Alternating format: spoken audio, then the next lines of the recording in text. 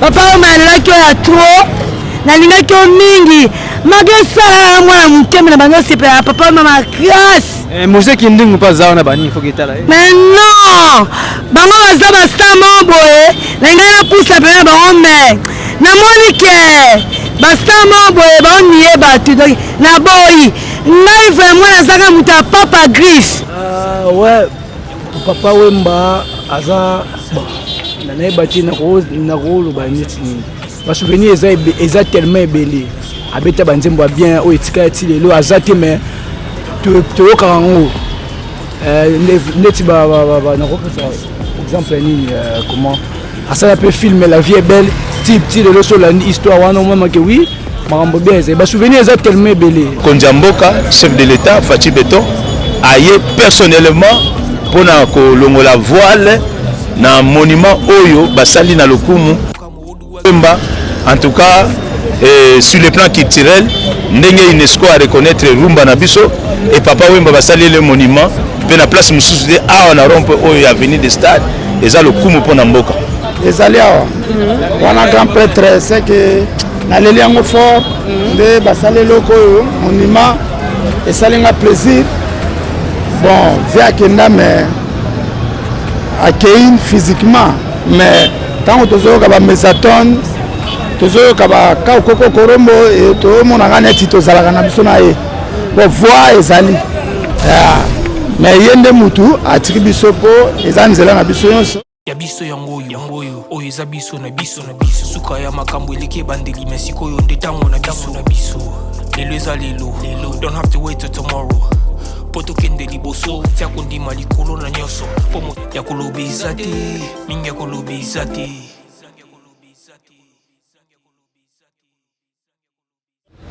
Bonjour, bonsoir, très chers internautes, Yabiso Podcast TV en tout cas. Grand merci à vous. Je remercie aussi abonné Yabiso Nyon, c'est vraiment kaka ndenge zalaka bato balingara biso. Un grand merci à vous. Vous likez, vous partagez, vous s'abonnez vraiment. Ndenge zalaka peut-être bien ma casse kaka ndenge zalaka. Je remercie mon équipe technique, si ma caméra, c'est bon de José Mbongo, l'histoire Nzambe quand m'a votre humble serviteur Watakini Fakate le lion de la presse congolaise. Moi na papa kaka ndenge zalaka voilà lesko tukiti awa vraiment na commune ya Kalamu précisément na matongo te mona bongo be tchétchéri te mona be tchétchéri ba Molokai ba village ya Molokai ba kolo mwana kile kaka ndenge zalaka tana sati ya Papa Wemba en tout cas un grand merci na ministre ya culture art et puis na notre président de la République ndenge ça pena ko reconnaître muto sala pena musala kitoko musala malamu ana se atangu kaka ndenge zalaka Papa Wemba ya bota makabongo 6 mois 1946 et puis atika biso na Abidjan le 24 avril tebi et ça bon en 2016 oh Papa Wemba ta tika biso en tout cas sala pena pasi makasi et là on biso ba congolais balobi tokotika mutu na biso ndenge wana te po abete bi moi statique ka ndenge zalaka te mona ba même ba footballeur ba Cristiano Ronaldo ba statique et ba Messi ba statique na ba Argentine kaka ndenge zalaka voilà et moi historique à muke parce que ça fait déjà depuis Papa Wemba tika biso donc voici l'historique de l'artiste le plus grand, l'artiste musicien congolais de l'Afrique, lui il s'appelle Gilles Chungu Wemba Dio, dit Papa Wemba. Papa Wemba est de la création Zaiko Langa Langa, parce que Papa Wemba a eu na Zaiko Langa Langa. Alors, quand on a combattu na Zaiko Langa Langa, abana ko yemba, abana ko sa musala kitoko makasi kaka ndenge zalaka. Et après tu es bien ndenge zalaka dango batu bapanzana rapper batu bapanzana bango azaye koto alongwe koto akomi koto kaka ndenge ezalaka donc voilà et papa na biso Wemba azaki bongo mwana ya ancien combattant ba bunda bongo bitumba suka ya guerre mondiale 45 à 46 tu es bien kaka ndenge zalaka et j'ai un servant de la messe de la paroisse Saint-Joseph de Kalamu. va participer à la création de 4 orchestres qui vont marquer l'histoire de la Lokole, Yoka Lokole et Viva la Musica. Voilà, bon, tout le monde a bon, tous les japonais. Ah ouais, tu vas te belle kaka. Artiste, musicien et acteur de cinéma, Papa Wemba va impacter la vie de millions de jeunes congolais et étrangers. Épisode 1, la création de Zaiko Langalanga, l'issue du mariage de Gilles Kakumba, un ancien militaire des forces publiques, l'armée colonie, qui a participé aux batailles de la Seconde Guerre mondiale en Éthiopie. Association Gambela Sayo et de Marie Nyondo Gilles Chungu Wembadio est né le 14 juin 1949 à Lubefu, Tébéza Bomona, Congo central, dans la province de Sankourou. Alors, qui n'est encore qu'un enfant, les parents de petit Gilles décidaient de venir se stabiliser à Léopoldville. Dans un premier temps, il s'installait dans le camp Sito. Aujourd'hui, Kauka. Avant de devenir au 42 A de l'avenue Kanda, dans le quartier Rakan, aujourd'hui quartier Matongé.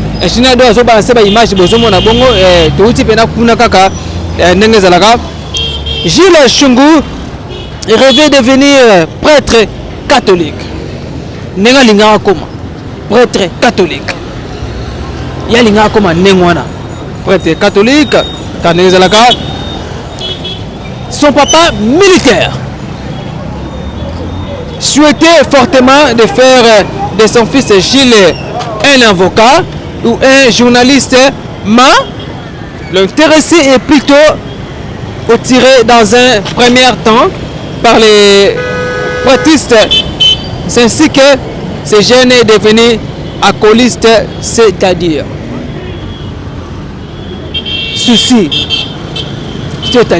ceci. Bonjour maman. Bonjour. Comment on Docteur, moi je suis docteur, maman Loketo, docteur Point Noir. Je viens ici à Kinshasa, j'habite à Limité, 15e mairie. Je suis docteur, maman Loketo, Tobola à Limité. Je suis gratis, maître Gimso, et la pharophonie. Nadimi, mais ça peut pour la yamala kinayo, dans la moto. Naza, grâce à Père de la monde entier. Fondation de Papa Griff. Papa Griff, il y a un qui m'a dit au sapité. Pour y aller dans la salle qui peut bitiebe wala babima. Sokoto Moulanga, Japon Coco. Tous les militaires soldats poto. Papa Griff, le meilleur sapeur, Papa Griff. Là, il y a un peu de la mot là, c'est ça Griff. Oh, pied de poule, hein? Pied de poule, mon zoa. T'as le coup, t'as. Merci. Oh mon souvenir aux anango ya malamu ya Papa Wemba. Bon, souvenir na ngai docteur maman Loketo le meilleur sapeur. Bana kinga bo bozo mwana ngai. Na pesi Papa Wemba merci pour la sepeli pour la partie béton. Pour ça biso monima na biso ba sapeur. Biso ba sapeur to za Baptiste. Papa partie béton mo to sa ki na pharophonie ngai nde na yambana ki na maître Gims. Nazo zela papa parti beto obenga nga biso pe to kende papa Griff wana zo bunda pour biso ba saper donc rotika biso te biso ba Baptiste o tozo présenter mboko nye Papa Wemba lelo a présenter papa parti beto na peso merci mingi papa ozongisi biso makambo nyonso tu ya kala banzela ozobongisa papa yo tozo sala papa la peso je remercie. Oui, la personne de Papa Wemba parce que atika pe biso bai donc na sepeli mingi ba journaliste o pe na sepeli na bango ndenge ba ko sala émission pour te adorer Papa la biso Wemba la maison de la sape. Merci beaucoup. Donc là il est pas ça bon ça pèse ah bon la biso ko mutaka ndenge zalaka donc voilà ndé na auto babino l'artiste Papa Wemba dit Gilles Wemba Dio en tout cas ça epena musala ya malam awa na bongo na biso Congo. Yango moni lelo bongo gouvernement congolais bauti ko sala bongo statut na ye kaka ndenge zalaka pour que bato bazoleka bamona pe bana bisota o ba papa Wemba te to betela bongo sko histoire ndete mona bongo ba Joseph Kasavubu ba Etienne Tshisekedi les pères et puis ba Kabila les pères kaka ndenge zalaka car ne besoin mona bongo en tout cas c'est pena bien makasi biloka boye ezala pena bien makasi papa Wemba asala bongo mosala mo ya kitoko makasi awa na mokili ya se mais lelo za suna biso te merci. Ok voilà quand ndenge la ben bino papa Wemba vraiment azaki bongo l'artiste est très talentueux, l'artiste est mort à Mounene, Namboka na biso Congo et puis partout dans le monde na kaka ndenge zalaka. Na sima nanga boso mona bongo eza statut ya papa Wemba. Na sima ya statut ya papa boso mona bongo wana eza stade du 20 mai. Stade du 20 mai comme bongo lelo Tata Raphaël donc kuna staff mo local donc makola bana king donc bana king nzela oyo kala moi dama kala ke mabongo ti na université ya Kimbangisa. Voilà tout continue historique muke ya papa Wemba kaka ndenge zalaka. Papa Wemba son ami azaki bongo camarade ya Gabi Lika dans le père Messier. Lika ancien enseignant de Pascal Tabou à l'école primaire dans les années 1950. Était devenu commissaire de district au Katanga. Là, il va récupérer le nom de ce groupe pour faire son stikas. Son stikas lay. Sous l'encadrement de maman Tété, l'épouse de Taboulay. Ah voilà, merci beaucoup, l'épouse de Taboulay. Après Gabi Lika va autonomiser de cette tutelée de la famille Lay. Et enfin, c'est ce que tout court. Les rendez-vous avec son destin. Un jour, la jeune Wemba Dio, il était accompagné, l'un de ses amis rendre visite à sa détente. Sur l'avenue Popo Kabaka du côté Kasavubu. On était à 1969. Il reste seul. Dans le cœur, en attendant, son ami qui était entré dans la maison, Gilles Chungu, attend des voix provenant de derrière la maison. Poussé par la curiosité, il tournait derrière la maison. Il a trouvé un groupe de jeunes qui répient. Crier pour la musique. Ils vont demander à Gilles s'il faut connaître en musique. Les jeunes Wemba Dio leur répondant qu'il demandait aussi à Papa Wemba de chanter avec lui. Taboulay, ébloué par qualité de la voix et la scène de la prestation, vont juste lui demander son nom et son adresse. Donc, Papa Wemba, azaki bongo na batebele, azaki bongo na historique makasi, on a aussi kotangela bino, mais malgré kuta bongo babi que non toujours fêter makambi ya Papa Wemba, matanga ya Papa Wemba bazana banaku misusu babimi moyen to luka bongo te pour que tout ça pena donc il y a une grande découverte ya makasi kaka ndenge zalaka. Mais à la prochaine nous allons aussi revenir tozonga vraiment tout solo là na population surtout bana ya matonge pe beta pena masolo kaka ndenge ezalaka tukokota pena mapanga ba kabibi et puis batebele pena ba artiste mise na ye to sona bino kaka na bango ndenge ezalaka parce que ya biso Podcast TV TV za radio te. Donc voilà, mama nina ko bakisa. Nina ko bakisa na histoire pena ya Papa Wemba. Bon, Papa Wemba depuis nazala mwana muke. Sapi la sapi ona bandaki o bana mwana muke. Bon, papa biso ndo ninga kolata makasi, il fallait donc que pas ba mibali. Mais zinga do mwana mwasi.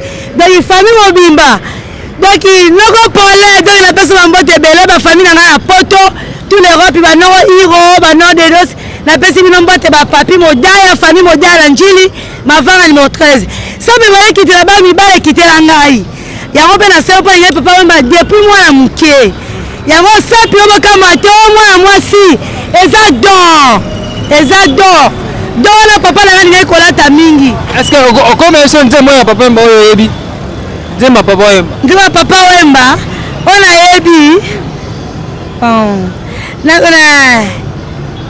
Abando yemba nzembo. Oyo nalingaki makasi. Si tu es bien bas saper. Kila mokoso kila mokoso kila mama yeka otala ki mwana muke vraiment nazobina omona bibisi nongi mama yeka wasko na sape na bo mwana vraiment nazosala baninga kabwe sape mayeka ko yeka papa omalaki ya trop nalingaki o mingi magesala mwana muke na bango sepela papa mama grâce. Mose kindingu pa zaona bani faut que tala. Mais non, bango baza ba star moboye, na ngai na poussa pena bango mais na monike ba star moboye ba nié batu donc na boyi. Ngai vraiment nazaka muta Papa Griff. Pourtant artiste, ata na poto, na vai na Gabon, na boti ba na poto, moi na liboso Jennifer, Delici moi liboso pardon na bosani. Delici moi liboso Jennifer Rambo Vandame Irokila Miradier papa baro Roger. En tout cas vraiment la sepela kike Baptiste Rakini baza Baptiste moko ya biete tawo un artiste ngoni moninga na artiste fo yamba po to vona kila bagabo ba plaza mais kini balingi trop on a za côté ba fo artiste et puis Papa Griff mota bibi sabino nazolo bango Papa Griff est Papa Griff est la fondation de la santé. Bisous de Bimina sapé pour la Papa Griff. Bana, Papa Griff est bon bana, bana, respect Papa Griff. Papa Griff est un mouton jeté. Même Papa. Ok, merci beaucoup donc Karané Nepsabino. Papa Wemba vraiment azaki bongo artiste munene awa na mboka na biso Congo. En tout cas un grand merci na ba autorité ya mboka ndenge bazaki bongo image bomoni bongo esiko wapi résidence ya familiale ya Papa Wemba Gilles Wemba Dio bomoni bongo résidence ta bango. À la prochaine tokozonga siko tokota bomona bongo papa Kabibi bomona bongo papa Gabi bomona bongo papa Tebele et puis siko wapi Papa Wemba balaki ko sala bongo répétition et siko wapi arekitaki bongo ba musicien oya viva la musique parce que Papa Wemba aza autaki bongo na zaiko langalanga et puis asalaki bongo mouvement na ye na kombo ya viva la musique et en tout cas surtout film ya La vie est belle. Film ya La vie est belle. En tout cas, ça la pena bien makasi. Et tika pena mo lo moko boye, ko va pena na ko ta pena boye. Non, film La vie est belle. Et cela ça bongo bana, et ça bongo des années. Ce qui nous a bengi okei kaka ndenge za rango, ça pena bien makasi. Et Papa Wemba na zo rappeler bino Papa Wemba ya botama ki bongo le 14 juin 1949 et puis à autant que biso bongo na mboka ya Abidjan le 24 et le 24 avril et puis na 2016 voilà papa soko za pena souvenir ya Papa Wemba o nini Papa Wemba auto tika na mboka na biso Congo parce que ça congolais mbote papa oui mbote te mono zo kanga devant statue ya Papa Wemba souvenir malongo za ngona Papa Wemba dans la caméra souvenir ezala que Papa Wemba aza artiste munene ya mboko yo ba souvenir eza ebelé. Bon, surtout biso na njili nga za jeune. Na otinjili na ya mama na victoire siko na zo na njili. Tant na mona statue yo na taki o mingi na Facebook. Bon, malgré tout ne ba c'est longo mais c'est apprécié. Yo mo ba juillet milama ko fala ko voir yango ta la caméra s'il te plaît. Eloma et la sarage eza papa wemba eza bilamba ba c'est leye. Donc bilamba ba c'est yango bani. Mais ma elongi vraiment moi bien été. Et on a raisonnement maître Iolo. On a raisonné maître Iolo. C'est là qui maître Iolo ma avec abeta bien. Bon. Ça va, merci beaucoup à toi tu souvenir ni malongo za nango pa artiste biso to tika biso na kombo ya papa wemba. Papa wemba soki na raisonner bien na bandie moyo donc biso ne to ko na bandie là to sala ba boom na ba bandira ba yebi. Ya boes couleur ebende. Ouais, donc. Ya boes na 47 wana. Na 47 donc au couleur ebende na 44. Ya laga la couleur zénith hein. Voilà couleur zénith. Ya laga soki nzembo ya papa wemba ebeti ba saper ba telemi. Donc voilà.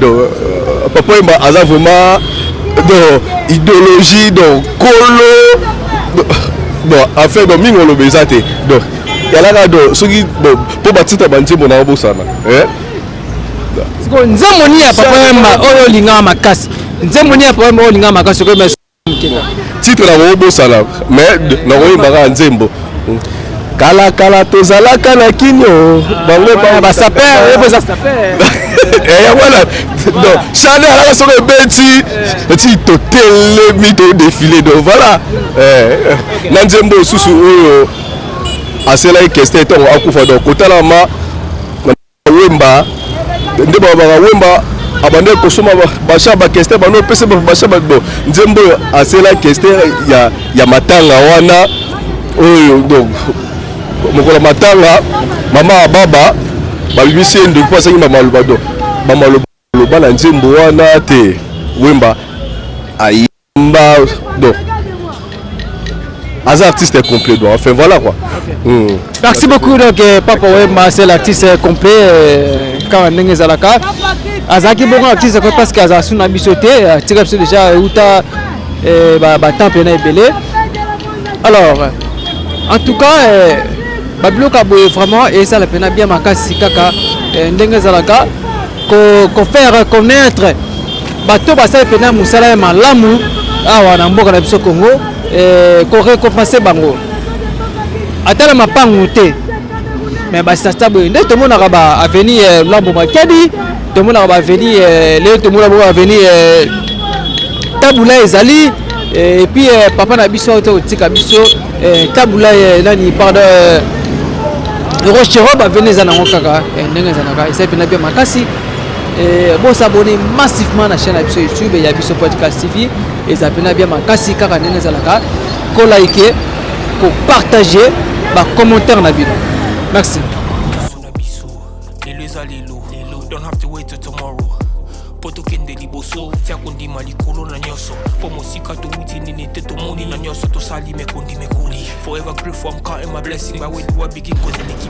Donc voilà donc ti bongo ndi na bisa bino kaka tu as toujours na statut ya papa wemba Gilles wemba dio ba ti bongo na en tout cas na matonge na commune ya Kalamu esa pena bien makasi to ka pe réaction ya population kaka ndenge ezalaka. Bonjour mon frère. Bonjour. Bonjour. Kimia Ndero. Comment on est? Israël Fundu. Israël Fundu, merci beaucoup. Tout le monde est pene ya statut ya papa wemba et c'est nous aux anango. Tu na sepeli makasi parce que tu zala que le depuis longtemps. Tu sepeli parce que vous avez mort en même makamwe en plus payer mort zala sur terrain. Et tu sepeli makasi na le roi salé biso parce que ya mutu mo akenda kala. Imaginez zongi li souci pas bandeko o tu zala na bango. Vous comprenez? Na sepeli makasi ne le roi salé. Merci beaucoup. Souvenir malongo ko zanongo e pa ya nani artiste papa wemba. Ti. Souvenir on a nango ke banzembo abeta. To ka ngo ka toujours. Vous comprenez? Yango evanda biso na mutu. Wana kuru yaka mwana matongi na vini di stade A. O palais na ye. comprendre yango mémoire ane yango zonga biso ra na mutu. Merci beaucoup Mbote papa. Bonjour chef. Ni ne ko vacciner on de ko tolo ba.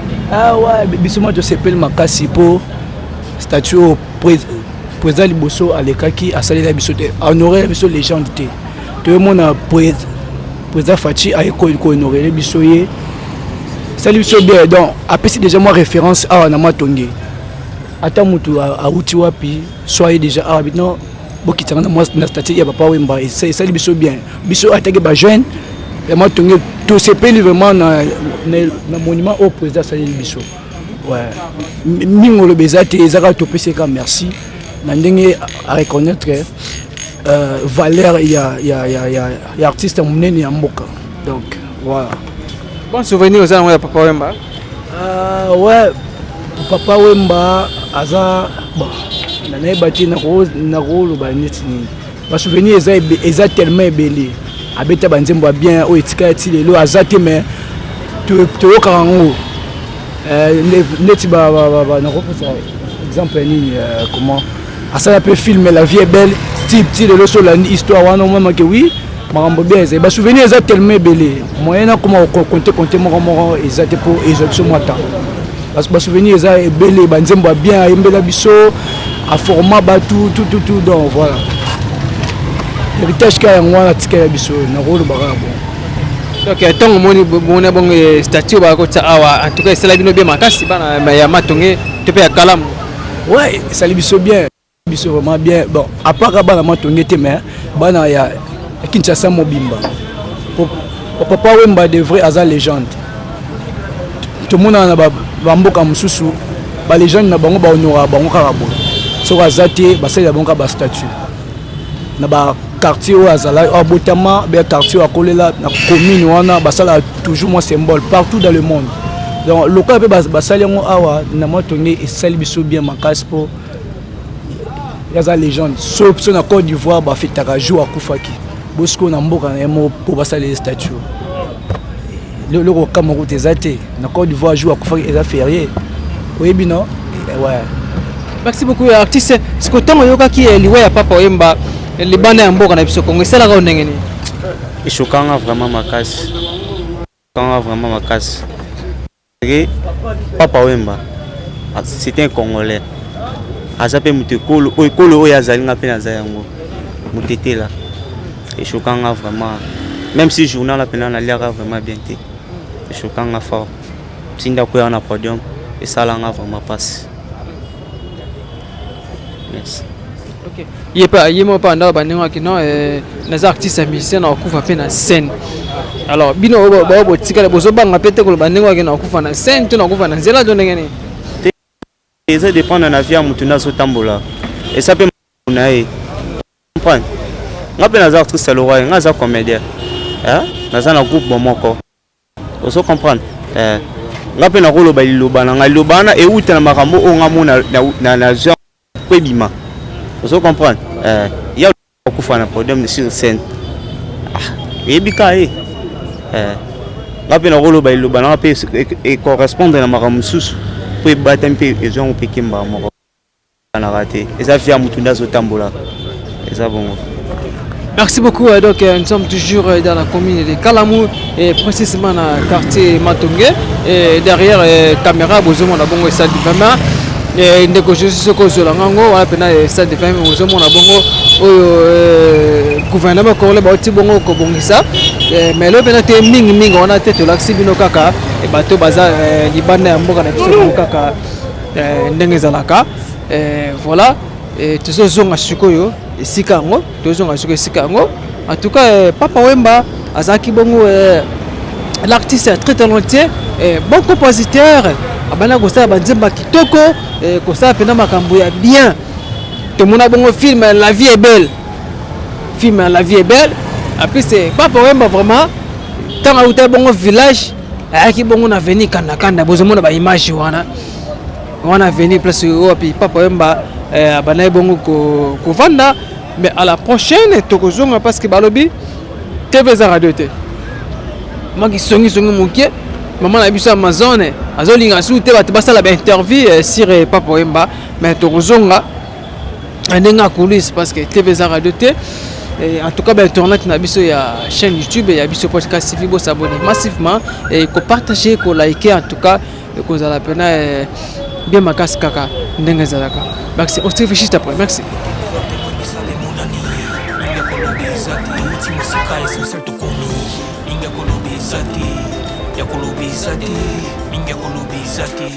Ya biso yango oyo eza biso na biso suka ya makambo eleke bandeli mesiko yo ndetango na biso lelo eza lelo don't have to wait till tomorrow poto kende liboso tia kondima likolo na nyoso po mosika touti nini te tomoni na nyoso tosali mekondi mekoli forever grateful I'm counting my blessing by way do I begin cause eleki mingi likolo na seko lekaba ute bandeli si to benga mabalongi always give thanks for the life I'm living the coming is like I'm watching a movie soki nakanisi bolamu na yo elekelaka ngai osali ya kokama oduwa give in exchange koma koyebisa ngai liwaya so ndima pepe voilà en tout cas ne tonto koloba bino en tout cas papa ya defend na biso papa Wemba alinga bongo mwana ye azala bongo avocat to pe journaliste mais papa Wemba le ko ezaki parce que nzambe muta ayebi ndenge asalaka don et pas ya mutu eza destin Zaki dessin ya bongo artiste musicien ou à serva qui bongo mboka na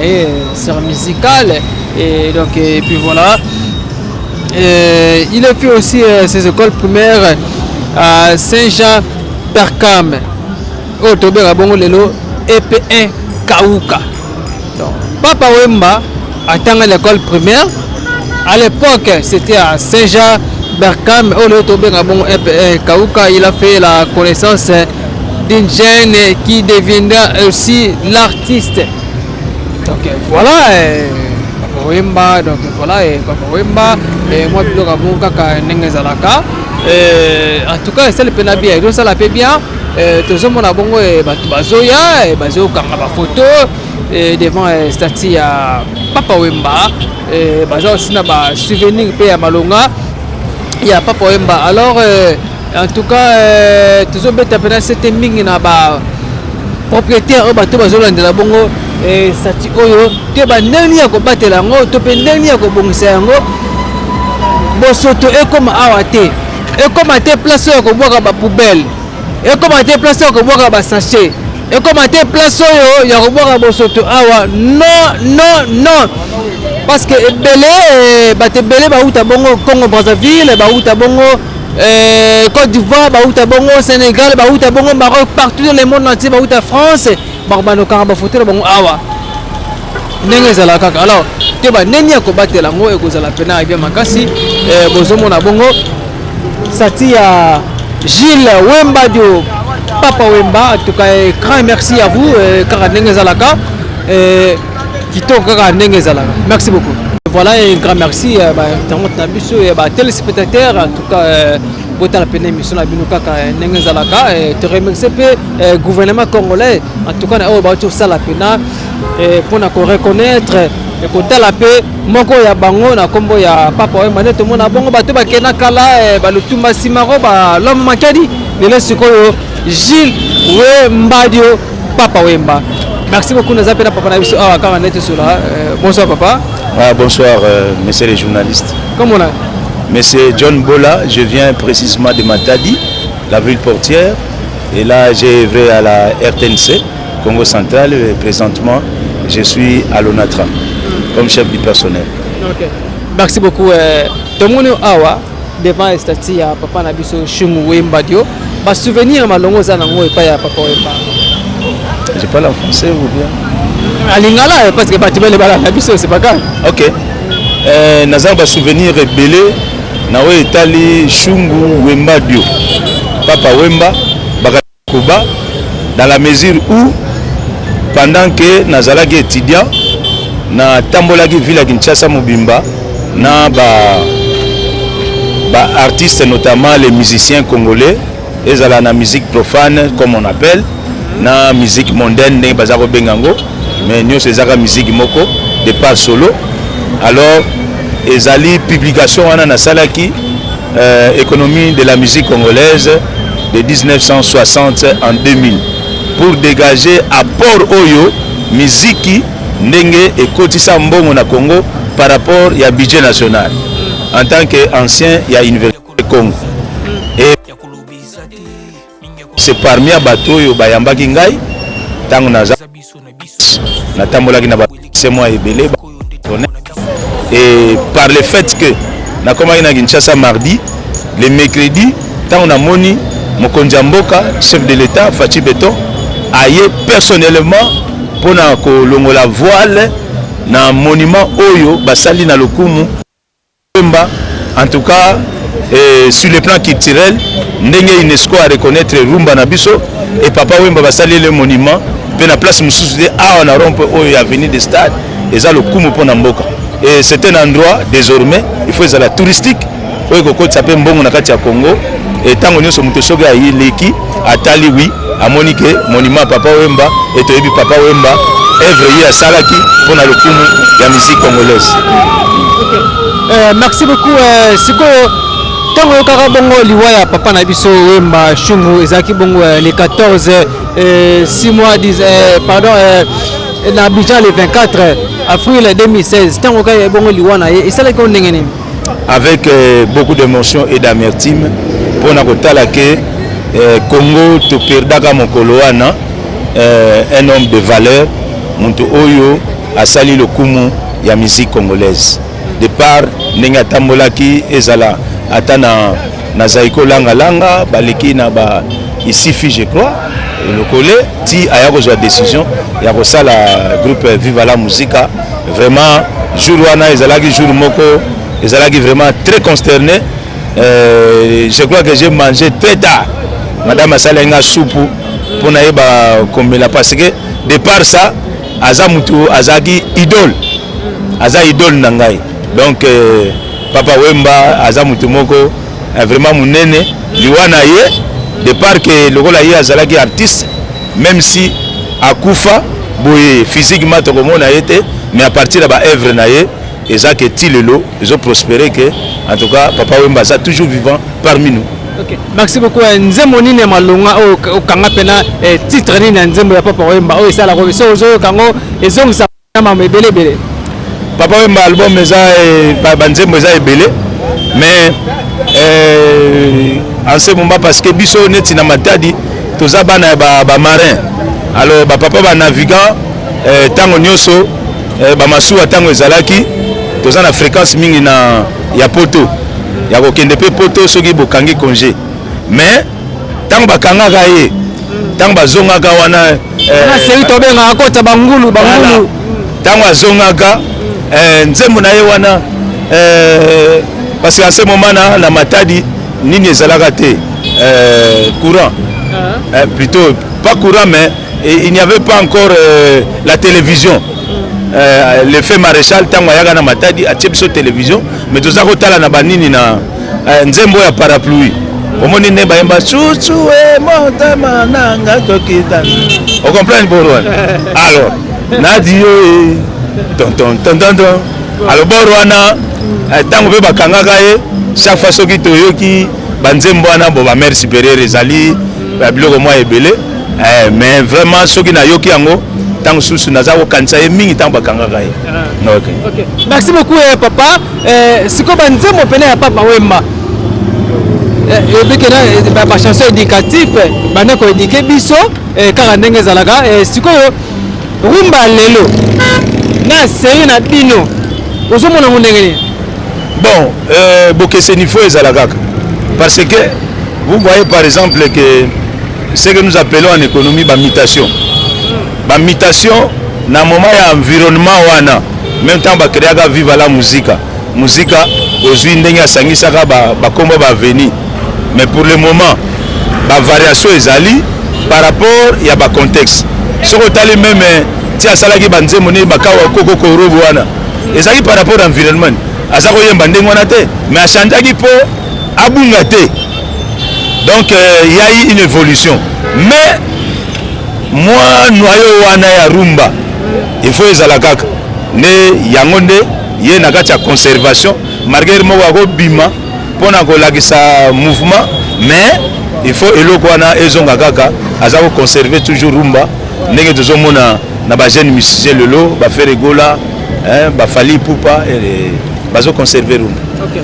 Merci beaucoup papa, un grand merci à vous c'est moi qui vous remercie, merci beaucoup. Merci et en tout cas donc vous s'abonner massivement et puis pour liker donc pour partager et puis par commentaire et comme ça bien makasi et mbote papa comment on a monsieur Moïse elle est tout le monde awa na vin du stade donc moi na molokai ça fait une histoire peut papa Wemba ezali awa wana grand prêtre c'est que na leli yango fort nde basali loko monument esalinga plaisir bon via kenda mais accueillir physiquement mais tant tozoyoka ba mesatone tozoyoka ba kakoko korombo et tomonaka neti tozalaka na biso na ye bo voix ezali mais ye nde mutu atiki biso mpo eza nzela na biso nyonso mais nde bareconnaître ye boye en tout cas esalinga plaisir makasi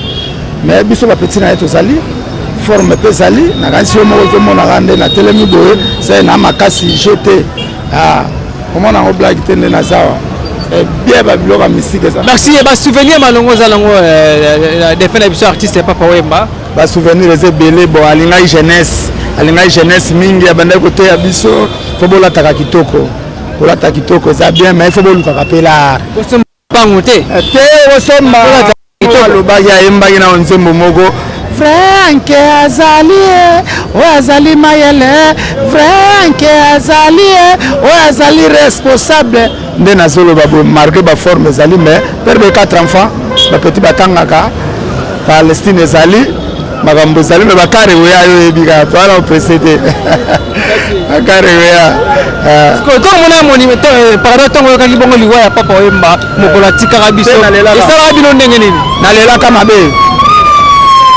mutoko sote nalelaka mpena nabimisaka ma ya misu seke nazalaki na 3 personnes na bandaki kolinga bango na mokili na Congo na bandaki kolinga papa Wemba mingi na bandaki kolinga Etienne Tshisekedi wa Mulumba na bandaki kolinga mpe Mosengo Etienne Tshisekedi wa Mulumba Etienne Tshisekedi wa Mulumba seke bato misato wana mokolo bakitaka na se nabimisaka ma ya misu côté politique nasaki vrai fanatique ya Etienne Tshisekedi côté religieux Mosengo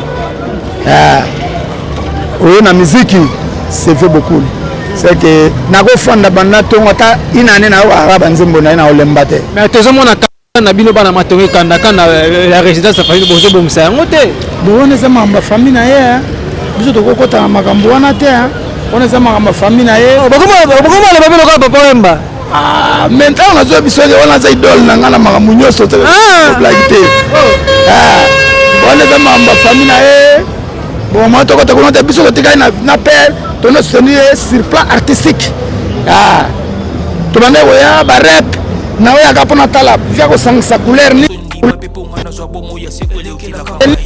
mponga mpe nalata yango moi biloko totikala na ondeya wana ekomi makambo na ye wana ekomi makambo mais tozodefendre ye marge mokili yango eza mwa bakokoso ezali mais moto akoso teke so moto alataka nde aza responsable te ateyaki biso na banzembo alobi vrai yanke fo ozala responsable vrai yanke fo oyeba koluka fo ozala mayele vrai yanke eza te olangwe ube osisi bute ya wuski nde baboni oyo yanke non ezaki yanke te na oteya meme bapeti na biso bazoya bazwa serie na vie ezaka soko mipesi na forme mais ifo olukaka la ngai naza bona bulonaka na nga naa na mwa salaire na ngai na bulonaka na nga yango nde permetaka ngai ke nasala makambo oyo bana bazali mere aza na palais bapeti ifo badia nciki ifo badambe mwa kucha ncenge na palais mpo bapeti basepela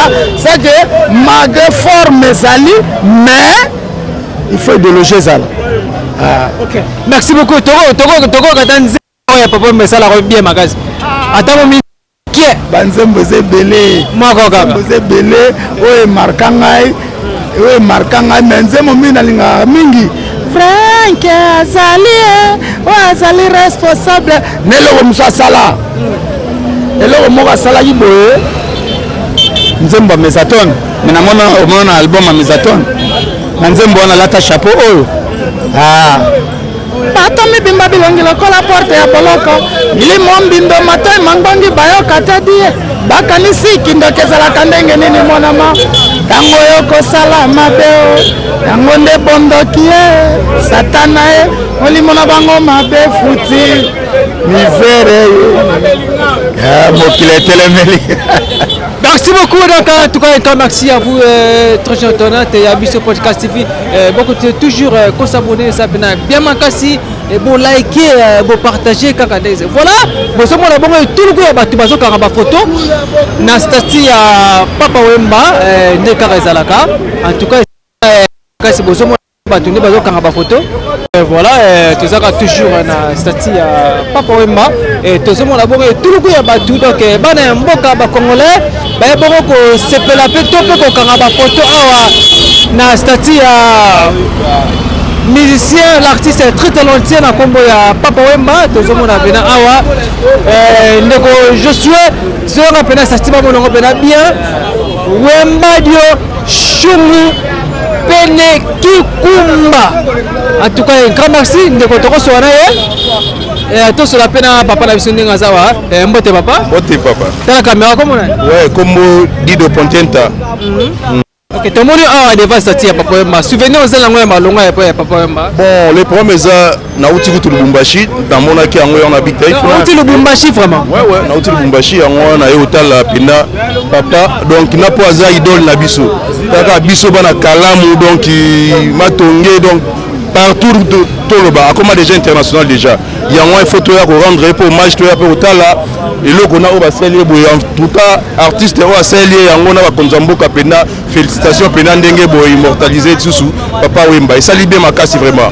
Et ça libère donc tout ce pays en général vraiment. Surtout là, Pena n'a commis pour place en donc on a raisonné par nostalgie. Tant que vous avez un amitié, nostalgie et nini bête venir se passe TV za radio té. Papa. Donc ceux qui ont bien moi extra Papa Wemba mon côté la biso na bana il y a série 8 donc c'est impossible. Pour la nzemba ka kokorobo. Ya ngonde mutatika na mutu na eba bina te papa pena abeta biloko moko bena oyo na bomona pena salanga pena eba gina te mutu a conjugué verbe dans nzembo et salanga bien fort. Je suis mannequin, tu es mannequin, elle est mannequin, nous sommes mannequins, vous êtes mannequins, ils sont mannequins. Babuka qui est illégal tant d'être vendre déjà idéologie voilà, tu as dit que non, il faut être à propre, donc il faut dans soin, il faut mais tu as sur bagage fait barozala, il y a un des salibiso pour pour émerger dans la mboka misusu. En tout cas Papa Wemba que dans paix à son âme, tout le monde paix à son âme. Ça va y avoir vraiment. Merci beaucoup donc bomoni bongo bana matonge ba sepe pena makasi et na sati ya Papa Wemba tout ça pena ndeko langa parce que kaka ndenge ezalaka toza awa toujours na vindi stade na commune ya Kalamu na quartier matonge. Bonjour. Ouais, bonjour. Bonne santé. Pepele. Okay, merci beaucoup ta la caméra. Tout le monde awa devant le statut ya Papa Wemba de Chungu. Ba souvenir aux alanga malonga et pas artiste auto tika biso. Bon, bah souvenir est belé mais ngavement na reconnaître ngavement makasi attaque jeune. Papa Wemba aza mutu moko donc encadra ba jeune atikela so idéologie ou eza sapologie et en plus ça indique masse par rapport à banzembo na ye atika ba maman donc et faire souvenir ngavement ba souvenir mo ya ba belles images donc yevement eza icône vraiment donc na mboka na biso donc ala ma donc icône to ko check ma pe na monde pour ba capacité ya makambo asala tourna ba film asala makambo ebele donc avant ma mutu mo bo photo pesa ka ma ba mérite yango to moni eloko grand pote Fachi asali pona papa vraiment donc c'est à féliciter vraiment beaucoup. Ouais, merci beaucoup. Si vous avez Papa Wemba, et que mon ami Tongue, ça la connaît. Bon, liwa Papa Wemba me blessé en makasi po natala monument, nzeta vraiment bakati ekoi. Donc pour na biso mezali mawa surtout pour ngai, ezali mawa makasi donc. Mawana na ebite tâche wana ti lelo ezavement donc na ebite to rolongola on ani. Auto perdave mutu mo munene. oyo azalaki mapapa taka papa na bapapa babenga ye papa na bakoko babenga ye papa donc toyebi ke bana matonge eza propre eza lelo lobi ekoma salite te bon ekoma salite te mpo eza eloko moko boye fo to entretenir yango bien to garde yango vraiment au cœur mpo eza eloko na biso mpo motu oyo azali mutu moko bo alingaki mpe bopeto alingaki salite te soki ekoma salite wana nayebi te vraiment mais mpona biso vraiment ezalaka propre boye ndenge tokuti yango mpe ndenge tokotika yango bamosusu mpe bakuta yango. Ok, merci beaucoup en tout cas. Ça peut bien ma cascar n'engeza. N'a pas sur la peine na papa. Et là tu sur ndeko. Moi na ya matonge. Boni. Matonge 100% bien père na ngai. Na mon na idéologie je pas par makoro ya gaba nini. Ba. Okwe mana nzemo ya papa yemba. Okwe mana nzemo ya papa yemba. Na hivi na wana nzemo ni mwa muke neti ba Maria Valencia. En plus peut tu as même petit bruit mutete là. Rappelez Moutete là 100%. Moi na mato. Eba Moutete là. Nga Moutete là moi na 100%. Na mon na mémoire avec malgré tout là petit tiki. Mémoire papa wana qui était papa. Papa na biso atiki biso na idéologie. Jamais de la caméra propre. Père na biso azaki propre. Bana so mabilele moi bien biso pe bana to na lokolo. To ebite fala lobi to papa wa ma lobi to mutu mususu ya lobi. Yango nda babeteli vraiment vraiment père na biso il aura bien et ça lui sera qui nous elengi tout le monde a pu bana matonge 100% molo kai ngobimba kalima que ton homme repose un peu papa na ngai respect chez eux fait aloba mingi ça na ngoli souté style na ngolo. OK, merci beaucoup na pena ngapote awa ngapote pa koloba alati pena moi na matonge donc voilà bana matonge na basepe pena makasi les baotu comme on a bongo stati ya papa wemba tuka et grand merci à vous ndenge zalaka d'abord comprendre donc ambiance oyo tout ça derrière stade Tata Raphaël RTD vraiment en tout cas il m'a auto beta awa et ba sepele makasi voilà quand moi to signa biso awa pena na découverte ya top émission na biso ya papa wemba stati to sabino pena stati ndenge basala ngo et ça peut bien makasi parce que to ba TV za radio te ka ndenge za ya biso podcast TV to kendaka partout parce que awa to za ba songi to kota kaka ndenge za la voilà quand moi je remercie mon équipe technique na sima caméra na zaki bongo na ndeko et je suis Mbungu donc Lison Nzambe et avec votre humble serviteur votre King 54 le lion de la presse congolaise Lison Nzambe moi na orphelin bataraka été basimba été bamenasa été car ndenge ezalaka j'aime aussi donc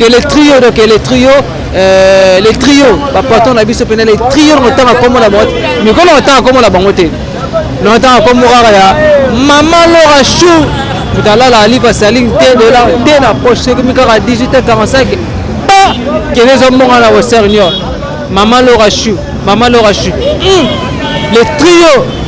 les trios batika bino ya biso podcast TV ba concert nga ba confrère nga nyonso chien na biso et puis sans oublier aussi maître Jean Foumou notre maître avocat ya biso podcast TV chaîne na epena yango ndenge za kaka vous abonnez massivement pour liker pour partager vous appelez kitoko makasi merci on se retrouve à la prochaine bye.